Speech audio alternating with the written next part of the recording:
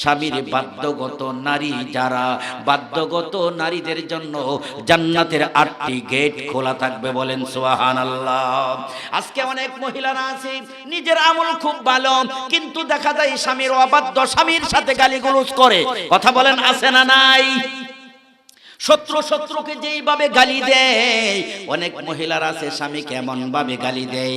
ওরে মুসলমান মহিলারা শোনো, আমার নবী বলেছেন একজন মহিলা ইবাদত করতে করতে যদি হাওয়ার উপরে ওঠে আর তার স্বামী যদি তার প্রতি অসন্তুষ্ট থাকে, ওই মহিলার ঠিকানা হলো জাহান্নাম। জোরে জোরে বলেন নাউযুবিল্লাহ। এখন মৌলভী বাজারের মা বোনেরা বলতে পারে, হুজুর আমাদেরকে বলেন স্বামীর খেদমত করার জন্য, স্বামীদের ব্যাপারে কিছু বলেন। স্বামীদের ব্যাপারে বলা হলো এই, ও পুরুষে ভাইয়েরা শোনো, তুমি কোনোদিন স্ত্রীর উপর আঘাত করতে পারবে না। হ্যাঁ, তুমি আঘাত করতে পারবা কয়েক কারণে।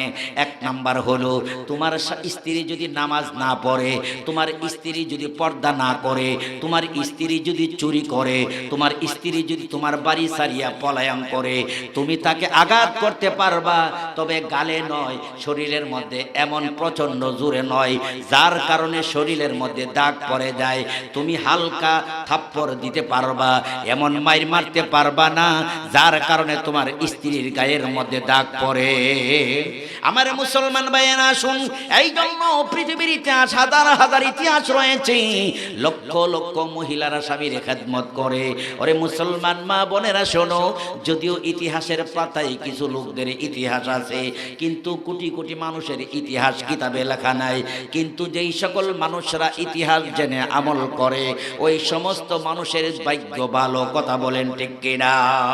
আমার ভাইয়েরা, আপনারা শুনেছেন আল্লাহর একজন নবী ছিলেন যার নাম হযরত আইয়ুব আলাইহিস সালাতু ওয়াস সালাম। যেই আইয়ুব আলাইহিস সালাতু ওয়াস সালামকে আল্লাহ তাআলা পরীক্ষা করার জন্য সারা শরীরের মধ্যে একটা রোগ দিয়েছিল। রোগ হওয়ার কারণে সারা শরীর পচিয়া গিয়েছিল, প্রত্যেকটা শরীরের অঙ্গের মধ্যে কিরা কিলকিল কিলকিল করত। আইয়ুব আলাইহিস সালাতু ওয়াস সালাম আল্লাহর কাছে বলতেন, আল্লাহ আমার শুধু জিহ্বাটাকে সুস্থ রাখিও, যেন আমি এই জিহ্বা দিয়া তোমার জিকির করতে পারি। জোরে জোরে বলেন সুবহানাল্লাহ। ইতিহাসের মধ্যে আসছে আইয়ুব আলাইহিস সালাতু ওয়াস সালামের 3 জন, আরেক কিতাবের মধ্যে আসছে 4 জন স্ত্রী ছিল। সুবহানাল্লাহ, 4 জন স্ত্রী ছিল। এই 4 জনের মধ্যে একজনের নাম হইল রহিমা। আপনারা জানেন, কথা বলেন ঠিক কিনা?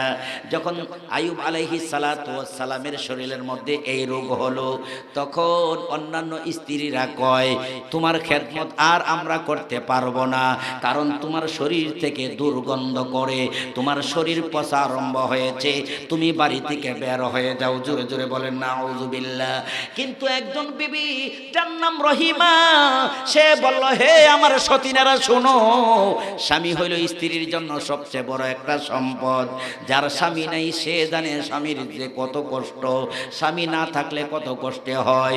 তোমরা আমার স্বামীকে বাদ দিতে পারো, আমি রহিমা জীবন দিতে পারি, কিন্তু আমার স্বামীকে আমি কোনোদিন কষ্ট দিতে পারবো না। জোরে জোরে বলেন সুবহানাল্লাহ। আমার মুসলমান ভাইয়েরা, এলাকাবাসী আইয়ুব নবীর বিরুদ্ধে দাঁড়ায় গেল। ও মুসলমান, 2-3 স্ত্রী পর্যন্ত আইয়ুব নবীর বিরুদ্ধে দাঁড়ায় গেল। যেই স্বামীর শরীরের মধ্যে রূপ, এই স্বামীকে ঘরের মধ্যে রাখা যাবে না। রাত্রের বেলায় তারা বলছে আজকেই ঘর থেকে বের হতে হবে। আল্লাহর কুদরত বোঝা যায় না। আইয়ুব আলাইহিস সালাতু ওয়াস সালামের সাথে এক স্ত্রী যার নাম রহিমা, তিনি সাথে চললেন। সামান্য কিছু খাবার নিয়ে বন জঙ্গলের মধ্যে চলে গেল। এই খাবারগুলি যখন শেষ হয়ে গেছে, স্বামীর খেদমত কিভাবে করবে? রহিমা পাগল হয়ে গেছে, আমার স্বামীকে যদি আমি সন্তুষ্ট করতে পারি, আল্লাহর জান্নাতের দরজা আমার জন্য খোলা, বলেন সুবহানাল্লাহ। সেই আইয়ুব আলাইহিস সালামের স্ত্রী রহিমা মানুষের বাড়িতে বাড়িতে কাজকর্ম করে করে, কিছু কিছু করে খাবার সংগ্রহ করে স্বামীকে খাওয়ায়। এমন ভাবে বেশ কিছুদিন কাটলো। অবশেষে শয়তান আইয়ুব আলাইহিস সালাতু ওয়াস সালামের স্ত্রীর বিরুদ্ধে লেগে গেল। শয়তান বাবা আদমের বিরুদ্ধে যেমন লেগেছিল, আইয়ুব আলাইহিস সালামের স্ত্রীর বিরুদ্ধে লেগে গেল। কেন লাগলো? শয়তান যখন দেখলো রহিমা বিবি স্বামীর খেদমত করে জান্নাতে যাবে, এটা শয়তানের কাছে বরদাস্ত হয় না। মৌলভীবাজারের মা বোনেরা শোনো, কোন মহিলা যদি স্বামীর খেদমত করে, এমন কিছু শয়তান মার্কা মহিলা আছে, এই মহিলাকে কুপরামর্শ দেয়, স্বামীর কথা এত মানার দরকার নাই। এমন মহিলা আছে না নাই? আমার মুসলমান ভাইয়েরা, ও মুসলমান, শয়তান মানুষের বাড়িতে যায় যায় বলল, হে এলাকার মানুষেরা শোনো, তোমরা রহিমা বিবিকে আর কাজ দিবা না, পারিশ্রমিক বেতনও দিবা না। লোকজন বলে কেন? রহিমার স্বামী হইল আইয়ুব নবী, তার শরীরের মধ্যে কিরা কিলকিল কিলকিল করে, তার শরীরের মধ্যে দুর্গন্ধ হয়। যদি তোমাদের বাড়িতে প্রতিদিন রহিমা বিবি এসে কাজকর্ম করে, তাহলে তোমাদের পরিবারের মধ্যে আইয়ুব নবীর রোগ ছড়াইতে পারে। বলেন নাউযুবিল্লাহ। হে মুসলমান, আল্লাহ যদি রোগ না দেয়, পৃথিবীর কোন মানুষ ছোঁয়াছুঁয়ির দ্বারা রোগে আক্রান্ত হতে পারে না। আওয়াজ করে বলেন ঠিক ঠিক না? আমার মুসলমান ভাইয়েরা, এই জন্য আল্লাহর নবী বলেছেন, কোথাও যখন মহামারী হয়, তোমরা কিন্তু এলাকা ছাড়িয়ে অন্যখানে যাও না। যদি তুমি যাও, ওই এলাকার মানুষ ভাববে মৌলভীবাজার থেকে এই লোকটা রোগটা নিয়ে আইছে সিলেটে। কথা বলেন ঠিক কিনা? শয়তান যখন এলাকার মানুষকে যায় কুমন্ত্রণা দিল, এলাকার মানুষ রহিমা বিবিকে না করলেন, হে রহিমা, আর আমাদের বাড়িতে আসবা না, তোমার দ্বারা আর আমরা কাজ করাইব না। কেন? কয়েকজন লোক আইসা বলছে তোমার স্বামী নাকি বড় কঠিন রোগে আক্রান্ত, ওই রোগ আমাদের পরিবারের মধ্যে ছড়ায় পড়তে পারে, এই জন্য আজ থেকে নিষেধ করা হলো। এখন রহিমা বিবি আল্লাহর কাছে কান্দে, আল্লাহ, আমার অন্যান্য সতীনরা তো আমাকে এবং আমার স্বামীকে বাড়ি থেকে বের করে দিল, বন জঙ্গলের মধ্যে আসেও শান্তি পাই নাই, আমার শত্রু, আমার স্বামীর শত্রু মানুষের বাড়ির মধ্যে যায় বদনাম করতেছে। আল্লাহ, আমার স্বামীর খাবারের ব্যবস্থা তুমি করিও। জোরে জোরে বলেন সুবহানাল্লাহ। আমার মুসলমান ভাইয়েরা, শয়তান রহিমার বিরুদ্ধে ব্যবস্থা নিয়ে একদিন এক বাড়ির মধ্যে একজন মালিক এবং মানুষের সুরত ধরে বসে রয়েছে। রহিমা বিবি তো এই এলাকা ছাড়িয়ে এখন অন্য এলাকায় যায় খোঁজে কোন বাড়ির মধ্যে কাজ পাওয়া যায় কিনা। যেই বাড়ির মধ্যে রহিমা বিবি রওনা হইলেন, ওই বাড়ির মধ্যে শয়তান মানুষের আকৃতি দইরা যায় বইছে। রহিমা বিবি যায় বললেন, ভাই সাহেব, আপনার বাড়িতে কোনো কাজ থাকলে আমাকে দিতে পারেন, আমি আপনার বাড়িতে কাজ করব আর আপনি আমাকে বিনিময় দিবেন। শয়তান কিন্তু মানুষের আকৃতি ধরে বসে আছে। শয়তান বলল, রহিমা গো, আমার বাড়ির মধ্যে কোনো কাজ নাই, আমি তোমাকে কাজ থাকলে তো হয়তো তোমাকে দিতাম, তোমার কাজের কি প্রয়োজন? আমার স্বামী কয়েকদিন যাবর খানা খাইতে পারে না, খাবারের ব্যবস্থা নাই, এই জন্য আমি আসছি। শয়তান বলল, রহিমা গো, তোমার মাথার চুলগুলি যদি কাইটটা আমাকে দিয়ে দাও, তাহলে আমি তোমাকে 2 দিনের খাবারের দিয়ে ব্যবস্থা করব। রহিমা বিবি চিন্তা করে দেখলো, আমার স্বামী তো কয়েকদিনের উপবাস, আমার স্বামী তো কাজকর্ম করতে পারে না, আমি কোনো জায়গার মধ্যে যায় কাজকর্ম পাই না, আমার মাথার চুল বিক্রি করেও যদি আমার স্বামীকে খুশি করতে পারি, তাহলে পরকালে জান্নাতের ভিতরে আল্লাহ আমার মাথার চুল দান করবে। সুবহানাল্লাহ জোরে বলেন। কয়জন পুরুষ আছে, কয়জন মহিলা এমন আছে স্ত্রীর জন্য এত কিছু করবে? কয়জন পুরুষ আছে স্ত্রীর জন্য এত কিছু করবে? এমন খুব বিরল, খুব কম পাওয়া যায়। রহিমা বিবি রাজি হয়ে গেল, ঠিক আছে ভাইজান, আমার মাথার চুলগুলি আপনাকে দিয়ে দিলাম, 2 দিনের খাবার দিয়ে দেন। রহিমা বিবি মাথার চুলগুলি দিয়া 2 দিনের খাবার নিয়ে বাড়ির দিকে রওনা হয়ে গেল।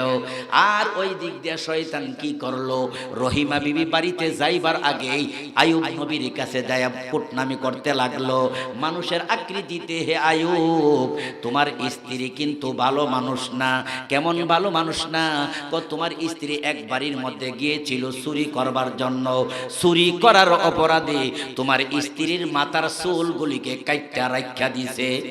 নাউজুবিল্লাহ কন না, আরো জোরে নাউজুবিল্লাহ কন।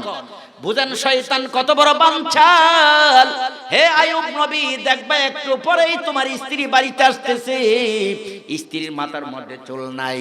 আইয়ুব আলাইহিস সালাম কয় না, আমার স্ত্রী রহিমা বড় ভালো, আমানতদার, আমার জানা মতে কোনোদিন চুরি করতে পারে না।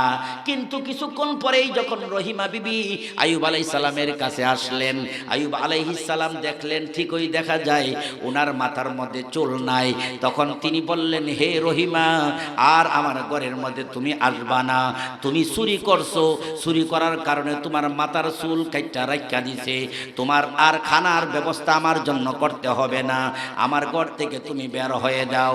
রহিমা বিবি আল্লাহর কাছে কান্না করে, আল্লাহ তুমি তো জানো আমি তো চুরি করি নাই, আমার মাথার চুল কাইটা দিয়া আমার এই স্বামীর জন্য খাবার নিয়ে হাজির হইলাম, কে যেন আমার স্বামীর কাছে বদনাম করলো আমি চুর করছি। আল্লাহ, আমি যদি সতী নারী হয়ে থাকি, ভালো মানুষ হয়ে থাকি, তোমার মাধ্যমে আমার স্বামীকে জানাইয়া দিও, আমার পক্ষে আর কেহ কথা বলার কোনো মানুষ নাই। ওরে মুসলমান হয় সারা পৃথিবী তার গোলাম হয়, কথা বলেন ঠিক কিনা? রহিমা বিবি আইয়ুব আলাইহিস সালাতু ওয়াস সালামের কাছে মাথা রেখে মাটির মধ্যে শুয়ে রইলেন আর আল্লাহর কাছে দোয়া করতেছেন, আল্লাহ তুমি সত্য ঘটনাটা প্রকাশ করে দাও। আইয়ুব আলাইহিস সালামের মনের মধ্যে বড় কষ্ট। রাত্র যখন গভীর হয়ে গেছে বন্ধু, আল্লাহ তাআলা হযরত জিবরাইল আলাইহিস সালামকে আইয়ুব আলাইহিস সালামের কাছে পাঠাইয়া বললেন, হে আইয়ুব, তোমার স্ত্রী বড় ভালো সতী নারী, যে তোমার কাছে এসে বদনাম করেছে, তোমার স্ত্রীর ব্যাপারে বদনাম করেছে, সে মানুষ নয়, মানুষ রূপী শয়তান। এই শয়তানই 2 দিনের খাবারের বদলায় তোমার স্ত্রীর মাথার চুলগুলি কেটে রেখে দিয়েছে। সুতরাং তুমি তোমার স্ত্রীর কাছে সমঝোতা করে নাও, আমি আল্লাহ তাআলা তোমার স্ত্রীর পক্ষে সাক্ষী দিলাম, তোমার স্ত্রী হলো সতী একজন নারী। জোরে জোরে বলেন সুবহানাল্লাহ। এ আমার মুসলমান ভাইয়েরা, এর দ্বারা বোঝা গেল আইয়ুব আলাইহিস সালাতু ওয়াস সালাম এত বড় অসুস্থ হওয়ার পরে তার স্ত্রীর মতগণের মধ্যে একজনই ছিল স্বামী ভক্ত, যার নাম হইল রহিমা। ওই রহিমার পক্ষে আমার আল্লাহ সাক্ষী দিয়েছেন। জোরে জোরে বলেন সুবহানাল্লাহ। এ দুনিয়ার মা বোনেরা শোনো, আমাদের তোমাদের স্বামী তো এত রোগী হবে না যেই অসুস্থ ছিল আইয়ুব আলাইহিস সালাম। এমন কিছু মহিলারা আছে স্বামী অসুস্থ হয়ে গেলে স্বামীর সাথে দুর্ব্যবহার করে, আবার এমন কিছু পুরুষও আছে স্ত্রী যদি অসুস্থ হয়ে গড়ে পড়ে দুর্ব্যবহার করে। না না, দুর্ব্যবহার করবা না। স্বামী গো, তোমার দিকে তাকাইয়া তোমার স্ত্রীর জীবনটা যেমন শেষ করলো, পুরুষ গো তোমার দিকে তাকাইয়া তোমার স্ত্রীর জীবন শেষ করলো, স্ত্রী গো তোমার দিকে তাকাইয়া তোমার স্বামীর জীবনটা দেশে বিদেশে কত জায়গায় কত কষ্ট করছে।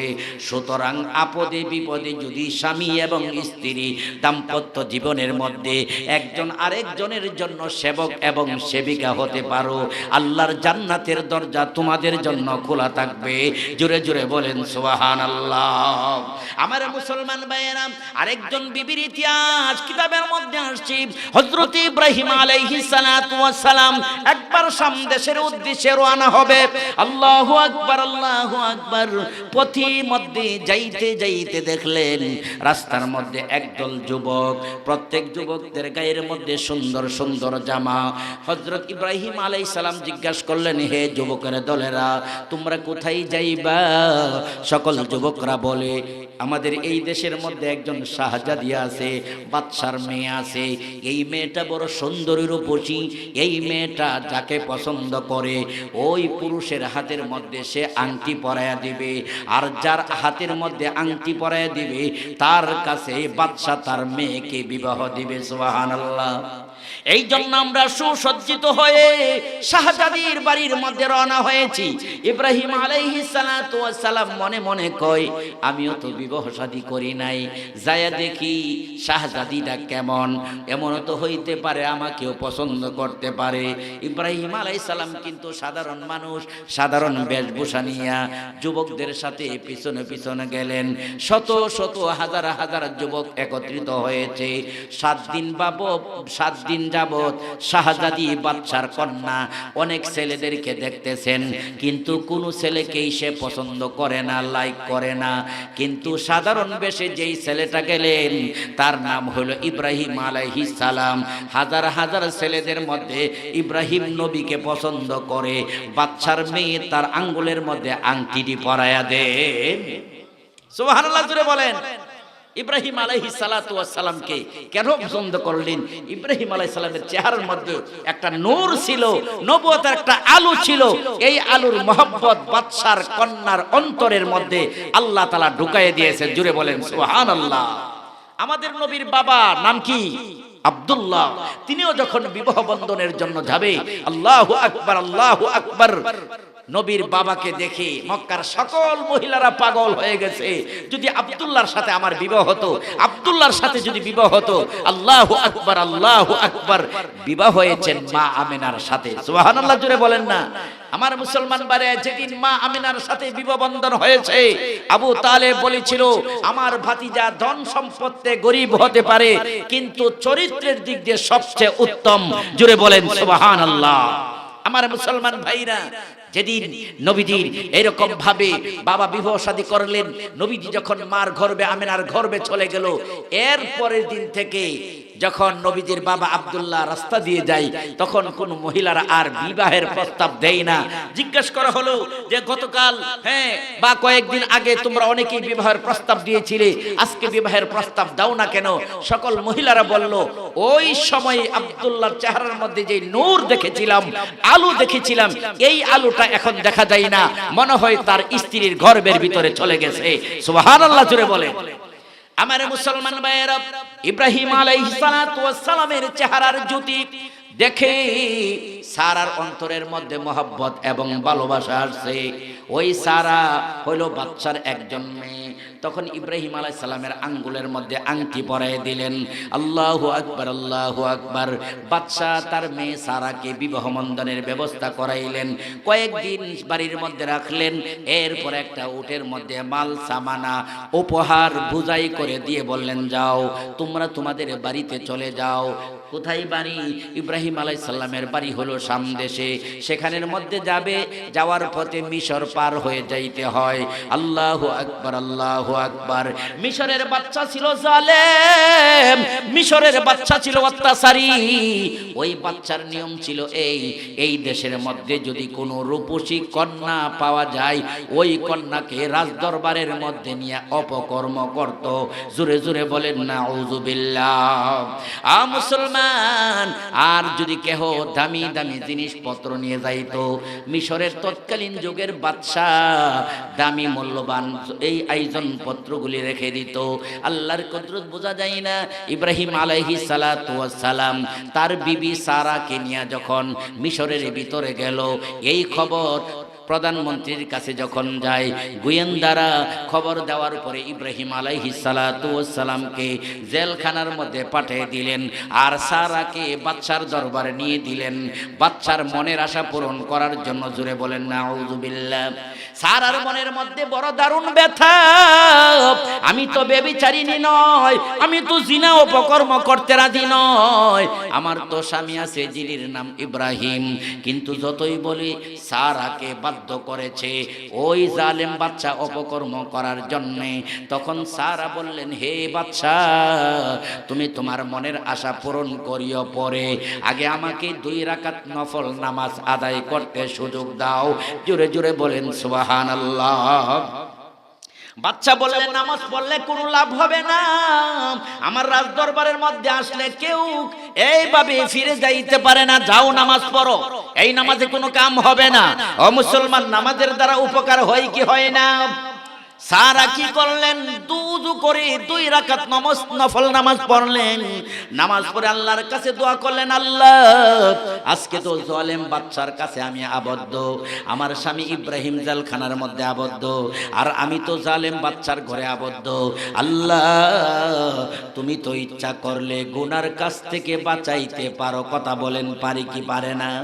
কাদেরে কুদরতি দারি হর চি খাহি আকনি मुर्दरा हम जाने बख्शे जिंदारा बेजा कोनी बेपेदार फर जंदे पैदा ओ कोनाद तिफलेरा दर महदे गोया ओ कोनाद दुई राकात नामाज मनोযোগ সহকারে ইব্রাহিম খলিলের বিবি সারা আদায় করে যখন আল্লাহর কাছে দোয়া করলেন, আল্লাহ তুমি তো ইচ্ছা করলে আমাকে আজকে এই জালেম বাচ্চার হাত থেকে বাঁচাইতে পারো।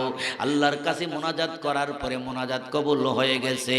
নামাজ শেষের পরে যেই মাত্র বাদশা সারার কাছে আসতে লাগলো, আল্লাহ রাব্বুল আলামিন জালেম বাচ্চার হাত পা গুলিকে অবশ করে মাটির মধ্যে শোয়ায়া দেয়। জোরে বলেন সুবহানাল্লাহ, জোরে বলেন এই জালেম বাচ্চাকে বিপদ দিলেন কে? আরো জোরে বলেন কে? বাদশা বুঝতে পারলেন আমি যে একজন পবিত্র সতী নারীর সাথে অবৈধ কাজ করার জন্য চেষ্টা করছি, এই জন্য মনে হয় আমার জন্য এই বিপদ। অনুরোধ করে বলতে লাগলো, সারা আমি তো অবৈধ কাজ করার জন্য তোমার কাছে প্রস্তাব দিয়েছিলাম, এমনকি তোমার নিকটবর্তী আসতেছিলাম, আমি তওবা করলাম জীবনে আর কোনোদিন এমন খারাপ নিয়ত নিয়ে তোমার কাছে আসব না, তোমার কাছে কুপ্রস্তাব দিব না, মেহেরবানি করে আমাকে মাফ করে দাও। আর তোমার আল্লাহকে বলো আমাকে যেন সুস্থতা দান করে, আমি যেন আগের মতন সুস্থ হয়।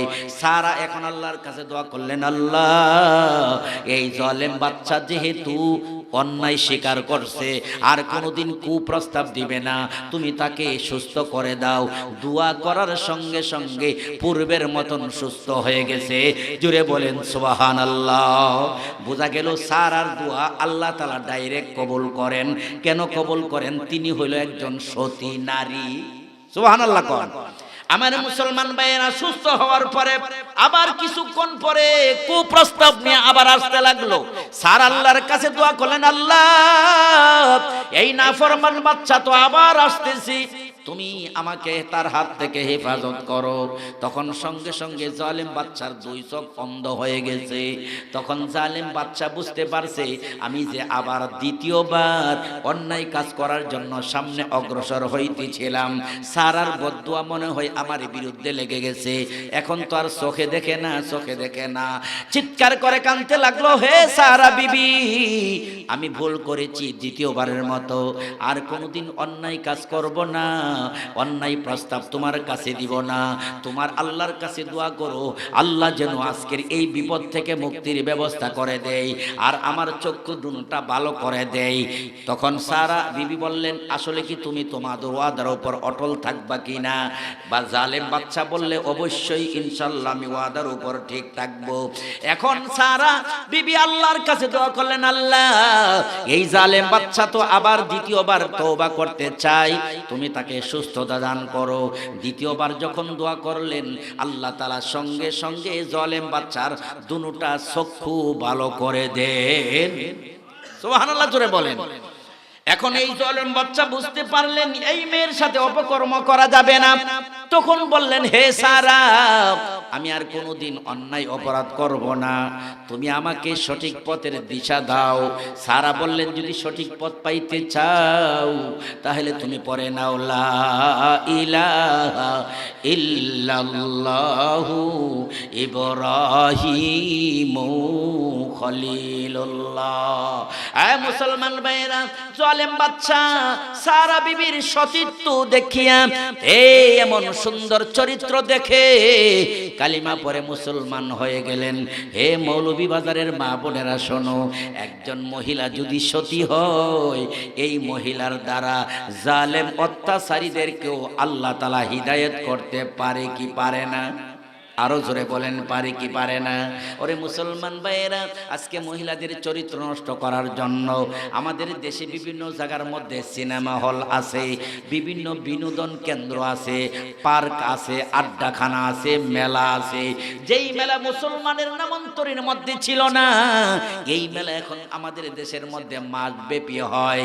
আসলে তো মাল কেনার জন্য যায় না, শতকরা ৮০ জন মানুষ আড্ডা দেওয়ার জন্য যায়। কথা বলেন ঠিক কিনা? এ মুসলমান ভাইয়েরা, মা বোনেরা শোনো, আড্ডাখানার মধ্যে যাইও না, প্রেম প্রীতি অবৈধ সম্পর্ক করিও না। প্রেম করো তোমার স্বামীর সাথে, তোমার স্বামীর যদি খেদমত করতে পারো আল্লাহ তাআলা তোমার প্রতি খুশি হয়ে যাবে। বলেন সুবহানাল্লাহ। আমার মুসলমান ভাইয়েরা, আরেকজন মহিলার দৃষ্টান্ত নবীজির বিবি হাদিজাতুল কুবরা রাদিয়াল্লাহু তাআলা আনহা। নবীজির অত্যন্ত প্রিয় বিবি ছিলেন, স্ত্রী ছিলেন। আল্লাহু আকবার, আল্লাহু আকবার। নবীজি একবার 3 দিন 3 রাত্র জাবালে নূরের মধ্যে অবস্থান করেছিলেন। কেন? আল্লাহ তাআলা নবীজির উপর কোরআন নাজিল করবে। 3 দিন 3 রাত্র নবীজি এত বড় উঁচু পাহাড়ের মধ্যে অবস্থান করলেন। বর্তমানে যুবক হাজী সাহেবরাও এত বড় উঁচু পাহাড়ের মধ্যে উঠতে সাহস করে না। এত উঁচু পাহাড়ের উপর 55 বছরের বয়সী মহিলা জান্নাম হাদিজাতুল কুবরা রাদিয়াল্লাহু তাআলা আনহা স্বামীর জন্য প্রতিদিন 2 বার খেজুর এবং পানি নিয়ে যাইতো। সুবহানাল্লাহ। 3 দিন 3 রাত হওয়ার পরে গভীর রজনীতে একদিন নবীজি বাড়ির মধ্যে এসে ডাক দিলেন, হাদিজা, ও হাদিজা, দরজাটা খোলো। দরজার মধ্যে আওয়াজ দিতে দেরি হয়েছে। হাদিজাতুল কুবরা রাদিয়াল্লাহু তাআলা আনহা লাব্বাইকা ইয়া রাসূলুল্লাহ বলে ঘরের দরজাটা খুলতে দেরি করে না। নবীজি বললেন, হাদিজা, 3 রাত্র হয়ে গেছে গো হাদিজা, আমি তো তোমার ঘরে আসতে পারি নাই। আজকে গভীর রজনীতে আসলাম, তোমার ঘরের দরজায় আওয়াজ দিলাম, আওয়াজ দিতে দেরি হয়েছে, তোমার ঘুম ভাঙতে দেরি হয় নাই। হাদিজা গো, ঘুমন্ত মহিলা তো এত তাড়াতাড়ি করে দরজা খুলতে পারে না, তুমি কি আজকে রাত্রে ঘুমাও নাই? হাদিজাতুল কুবরা বললেন, প্রাণের স্বামী হে, আজকের রাত্র কেন, আজ থেকে 3 রাত্র অতিবাহিত হয়েছে। 3 দিন 3 দিনের 3 রাত্রের ভিতরে আপনি বাড়িতে আসেন নাই। আপনার জন্য আমার মনটা পাগল পাড়া ছোটাছুটি করে। আর 3 রাত্রের ভিতরে আপনার জন্য অপেক্ষা করতে করতে আমার শরীরটাকে বিছানার সাথে আমি লাগাই নাই। সুবহানাল্লাহ। হে হাদিজা, তুমি কেন লাগাও নাই? আমি স্বামী তো তোমাকে নিষেধ করি নাই ঘুমাইতে, তুমি কেন ঘুমাও নাই? হাদিজাতুল কুবরা বললেন, প্রাণের স্বামী হে, আমি কেমন করে ঘুমাইব? আপনি হইলেন আমার স্বামী, গভীর রজনীতে যদি আমার দরজায় এসে দাঁড়াইয়া দাঁড়াইয়া অপেক্ষা করেন, ঘরের দরজাটা খুলতে দেরি হয়, না জানি আপনার মনে কষ্ট হয়। আপনার মনে যদি আমি কষ্ট দেই, আমি তো জাহান্নামী হব। এই জন্য আমি 3 রাত্রের ভিতরে আমার শরীরটাকে বিছানার সাথে লাগাই নাই। জোরে জোরে বলেন সুবহানাল্লাহ। আল্লাহর নবী বিশ্ব নবী বলেন, হাদিজা, তোমাকে আমি একটা সদ উপদেশ দেই, তুমি এই আমলটা করবা। হাদিজাতুল কুবরা বললেন, ওগো আল্লাহর নবী, কোন আমল করতাম আপনি বলেন? নবীজি বলেন, তুমি শেষ রাত্রে উঠে মুরাকাবা করবা, ফজরের নামাজ পড়ে কবরের আযাবের কথা মুরাকাবা করবা। কারণ কবর কারো জন্য হবে জান্নাতের বাগান, আর কারো জন্য হবে জাহান্নামের একটা টুকরা। কথা বলেন ঠিক কিনা? আল কবরু রাউযাতুম মিন রিয়াজিল জান্নাহ আও হুফরাতুম মিন হুফারিন নার। নবী বলেন, কবর কারো জন্য একটা জান্নাতের একটা টুকরা, কারো জন্য জাহান্নামের একটা গর্ত হবে। এই জন্য কবরের কথা স্মরণ করে তুমি মুরাকাবা করবা। যেই মাত্র নবীজি এই কথা বললেন, এই কথা বলে নবীজি মসজিদে নববীর মধ্যে চলে গেলেন। হাদিজাতুল কুবরা রাদিয়াল্লাহু তাআলা আনহা শেষ রাত্রে উঠে তাহাজ্জুদ নামাজ আদায় করলেন, জিকির আজকার করলেন, মুরাকাবার মধ্যে বসে আল্লাহর কাছে দোয়া করলেন, তুমি বিন কারো কাছে আল্লাহ আমরা করি বরদান, তুমি ছাড়া কে বুঝিবে মনের বেদন। হাদিজাতুল কুবরা রাদিয়াল্লাহু তাআলা আনহা চক্ষু বন্ধ করে কবরের আযাবের কথা স্মরণ করে কান্না আরম্ভ করলেন। কারণ এই কবর হবে কারো জন্য জান্নাতের টুকরা, আর কারো জন্য হবে জাহান্নামের গর্ত। কথা বলেন ঠিক কিনা? কাফন আমার আপন, কবর আমার ঘাটি, ওই কবরে যেতে হবে, রইবে না কেউ সাথী, থাকতে হবে হবে নিরালাই, একা একা বাসতলাই থাকতে হবে নিরালাই, একা একা বাসতলাই চতুর্পাশে থাকবে শুধু মাটি, চতুর্পাশে থাকবে শুধু মাটি। কথা বলেন ঠিক কিনা?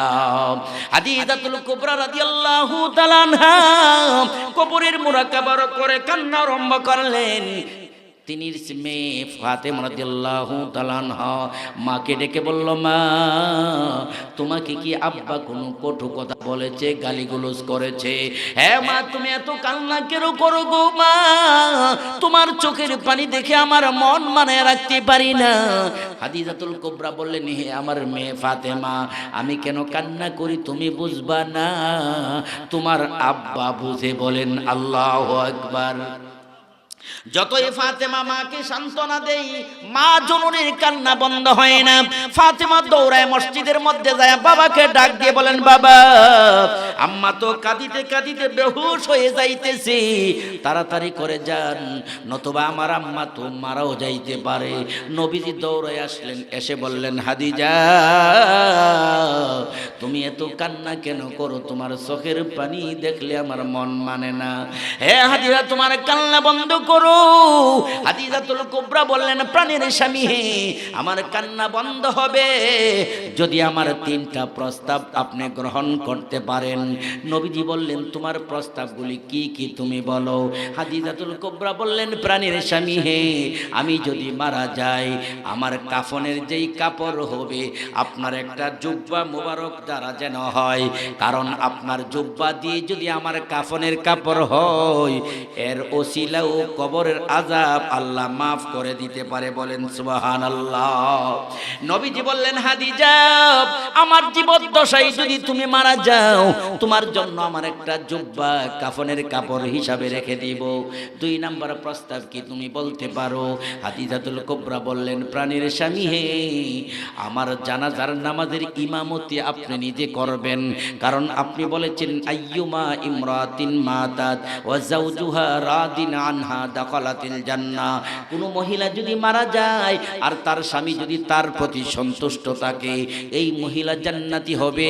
হুজুর আপনি আমাকে চলাফেরার জীবনে, দাম্পত্য জীবনে যদি কোনো ভুল ত্রুটি হয়ে থাকে, নিজ গুণে মাফ করে আপনি আমার জানাজার নামাজটা আদায় করে দিবেন। নবীজি বললেন, হাদিজা তোমার এই প্রস্তাবটিও আমি গ্রহণ করে নিলাম। 3 নম্বর প্রস্তাব কি তুমি বলতে পারো?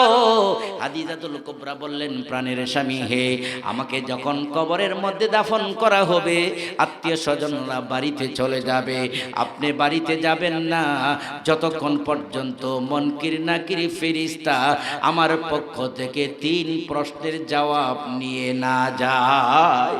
হে আমার প্রাণের স্বামী, আপনি যদি আমার কবরের পাশে বসা থাকেন, আপনার ওসিলাই আমার মনের মধ্যে একটা সাহস থাকবে, মুনকির নাকির ফেরেশতার কাছে আমি 3টা প্রশ্নের জবাব অতি সহজে দিতে পারবো। নবীজি বললেন, হাদিজা তোমার এই প্রস্তাবটিও আমি গ্রহণ করে নিলাম।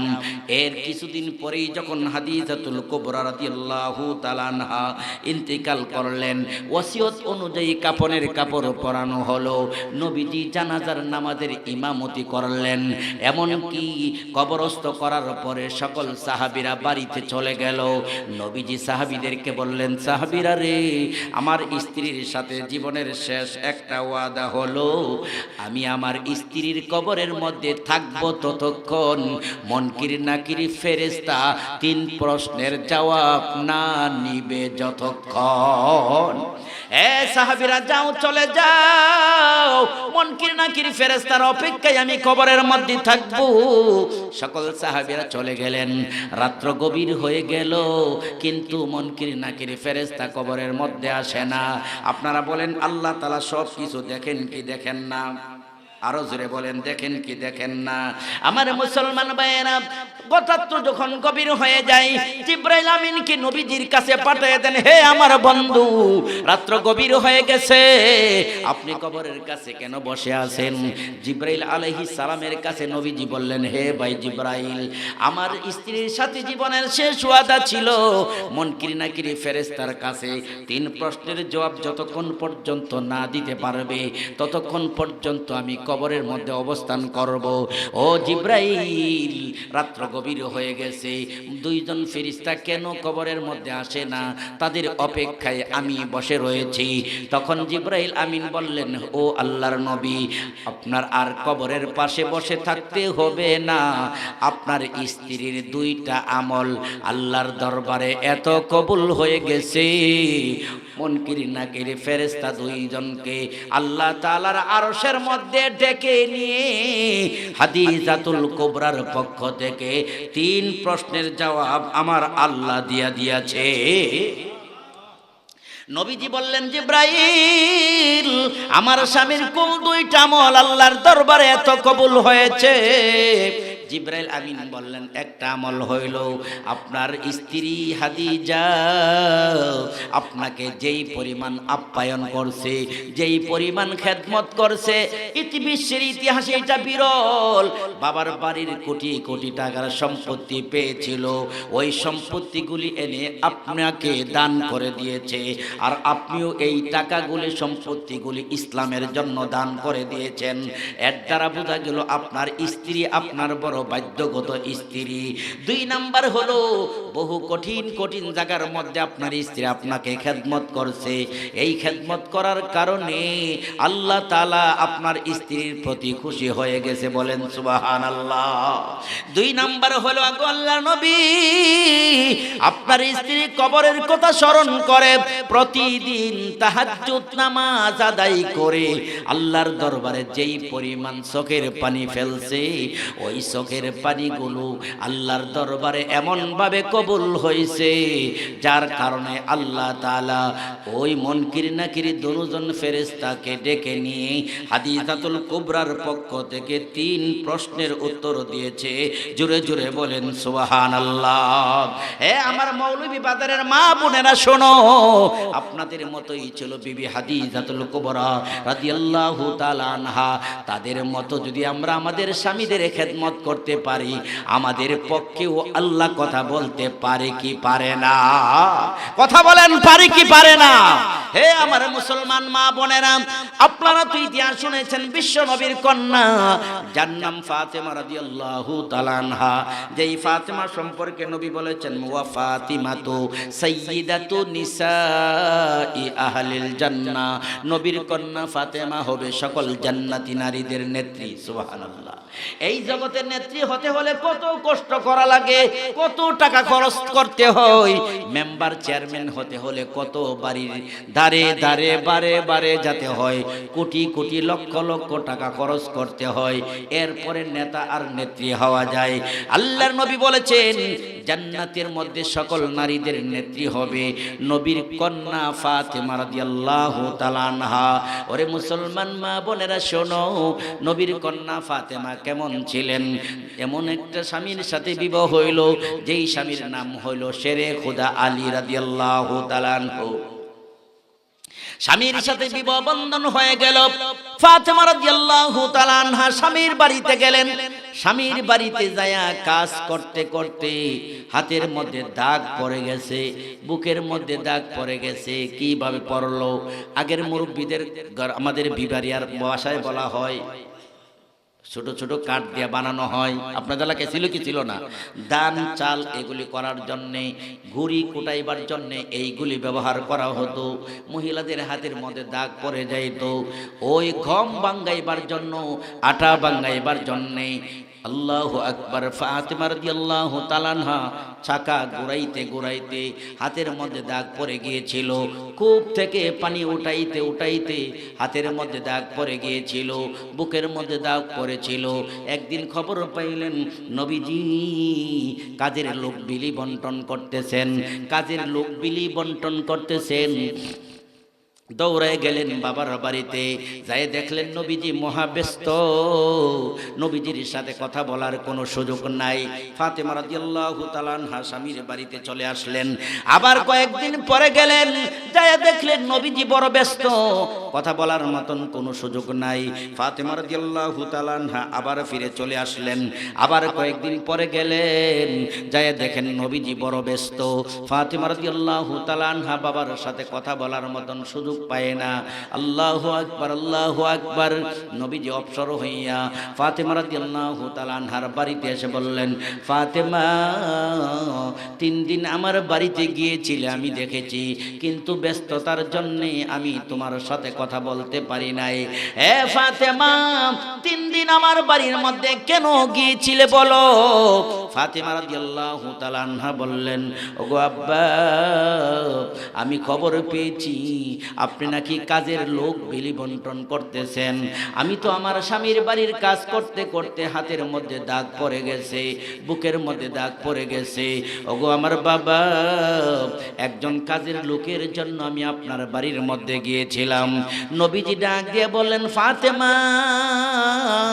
এর চেয়ে আরো ভালো একটা উত্তম জিনিস তোমাকে শিক্ষা দিব কিনা বলো? ফাতেমা বললেন, বাবা, এর চেয়ে উত্তম কোন আমল থাকলে আমাকে শিক্ষা দিতে পারেন। নবীজি বলেন, ফাতেমা গো, 5 ওয়াক্ত নামাজের পরে আল্লাহর জিকির করবা। সুবহানাল্লাহ, সবাই বলেন সুবহানাল্লাহ। আলহামদুলিল্লাহ, আলহামদুলিল্লাহ 33 বার। আল্লাহু আকবার, আল্লাহু আকবার 34 বার। হে ফাতেমা, 5 ওয়াক্ত নামাজের পরে এই 3 প্রকারের তাসবিহ 100 বার করে দৈনিক 500 বার পড়বা। আল্লাহ তাআলা তোমাকে এর চেয়ে উত্তম বিনিময় দান করবেন। জোরে জোরে বলেন সুবহানাল্লাহ। এ মুসলমান মা বোনেরা শোনো, আজকে আমাদের বাবা যদি আমাদেরকে এই কথা বলতেন, তাহলে আমরা বলতাম, বাবার কাছে গিয়েছিলাম ভালোর জন্য, বাবা তো আমার উপর আরো চাপ আরো বাড়ায় দিছে। কথা কোন ঠিক কিনা?